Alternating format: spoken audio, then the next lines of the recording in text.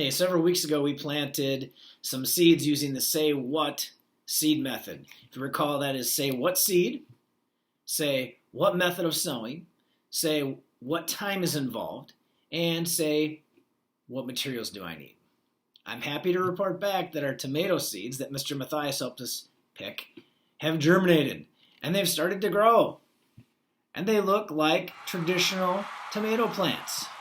But obviously, at this point in time, we need to do some transplanting of these tomato plants. So today I'm going to show you how to transplant these, and we'll be taking care of them over the next few weeks before we plant them in our garden Memorial Day weekend. So over the course of the last few weeks, I sowed more seeds than just the tomatoes. And I'm going to take a second to go through some of the different species that we've been growing in my science lab and talk about them just a little bit. So first ones obviously are our tomato plants. And we sowed two types of them. We sowed the delicious tomatoes like you saw in the seed sowing video. And then we also sowed some Roma tomatoes and some cherry tomatoes. And all the tomato species look relatively similar. That's just kind of how they are, at least at this stage. Then we have some squash, kind of one of those delicious vegetables you can plant in your garden. They take up a lot of space, but they're pretty cool looking, and they're definitely good to eat. I like how they have really grown up straight and have really cool leaves coming off the top. So again, squash. Some California Wonder green peppers. And actually these will turn a burgundy color, kind of a maroonish red when they're ready. Then we have some sweet basil. And one of the things I really like about them is that, ooh, they smell really good. But you can use them to eat as well. Very, very, very good. Then we have some garlic, and they're kind of hard to see because they're really tall and thin and skinny at this stage. But if you think about it like garlic chives, they're kind of tall and thin. And then we have some green onions. They look very similar to the chives. Then we have some lavender. So as you can see, we've been pretty busy. We've got a lot of plants that we're going to need to transplant today because they're getting to the point where they need some more soil. And they need to start getting prepared to be planted in a garden in a couple of weeks. All right, so the next step of our process is going to be a little grubby. So I've traded in my lab coat for my flannel, and we're going to be transplanting our tomato plant and our pepper plant and our squash plant. We're going to use these clear containers so we can see exactly what we're doing, and you can see it as you're watching the video, so you know how much soil to fill in here, know where to place the seedling in the container, just like you would do at your house. So although we're using these plastic containers for our demonstration purposes today, you can use whatever kind of container you want to transplant your seedlings. I commonly use like plastic solo cups. They work really well. You punch 2 holes in the bottom of them with a pencil, and you can get some drainage there, and they work great. For our soil, we're going to use potting mixture. I happen to have some in my garage left over from last year. It works fine. I added a little bit of water, mixed it in, it's ready to go. The process is really simple.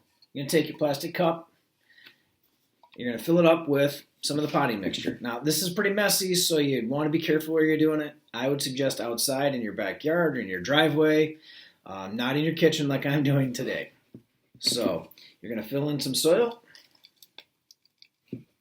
You're going to put approximately 3/4 of it full in your cup, just like this.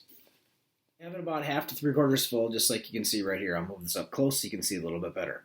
Next step is to select the plant that you're going to put in there. And we're going to go with the tomato plant. So first thing I want you to notice is that this is the tomato plant. And if you look along the stem, you can kind of see this. There's all these little fine little tiny hairs coming off the side of the stem. Those are actually called root hairs, and they will turn into roots and help anchor that plant. So we want to make sure that when we plant this seedling, we put it up to about this level. So one of the things I do typically is just open this up just a little bit. I leave it right in the puck, put it right inside of the container, and then we're going to put soil around it. And this is where it's kind of messy. You do have to be a little bit careful. You don't want to break off any of the leaves or the stem while you're doing this.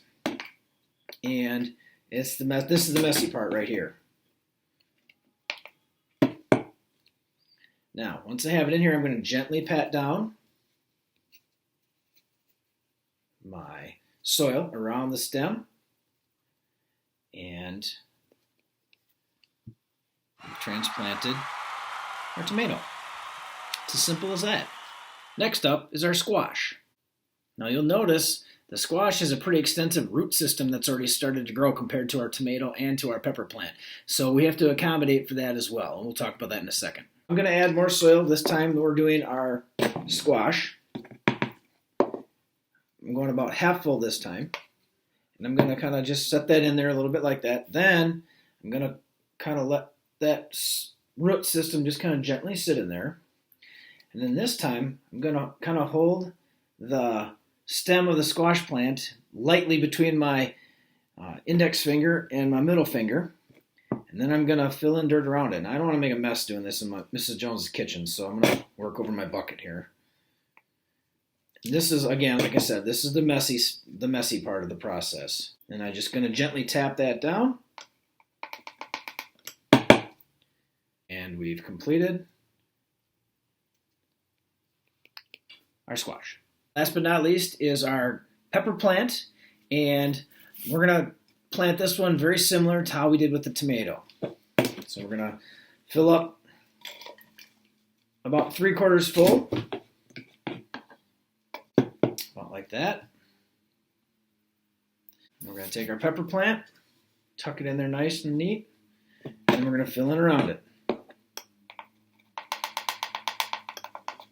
If you get a little bit of dirt on the leaf, it's not a big deal. You just don't want to make too much. Uh-oh, Mrs. Jones is not going to like that. Just tucking that in lightly around there. You don't want to press this down too firm. You want to leave the soil loose on top. And our pepper plant is done. I use these plastic clear containers for our demonstration purposes. They don't have holes in the bottom of them, and this would be not a good situation for a plant because the water can't fully drain out of here if it needs to. So you're going to want to make sure that whatever plant you decide to put in a container like this, you need to use a plastic cup like a red Solo cup, for example, and punch 2 holes in the bottom of it so that water can drain out of there if necessary. Now that our plants have been successfully transplanted, we continue to give them the same kind of treatment that they had before. So they're getting 12 to 16 hours of daylight and they're getting watered as needed. The only other step left is for us to toughen them up a little bit so that they're ready to go outside full time at the end of May. Getting our young plants outside for 2 to 3 hours a couple times a week over the next 3 weeks allows us to make sure our plants are a little more hardy and a little more prepared for being outside the rest of the summer. If you want to transplant your garden plants after they've germinated, all you need is some potting soil, some plastic containers, and the opportunity to get those plants outside to toughen them up a little bit.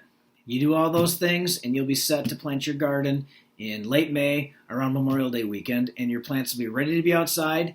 They'll be successful outside, and you should have lots of good produce from them over the summer. Hey, if you're interested in having a plant at your house, like this tomato plant or this pepper plant, send me an email and I'll see what I can do, and maybe we can make a delivery for you.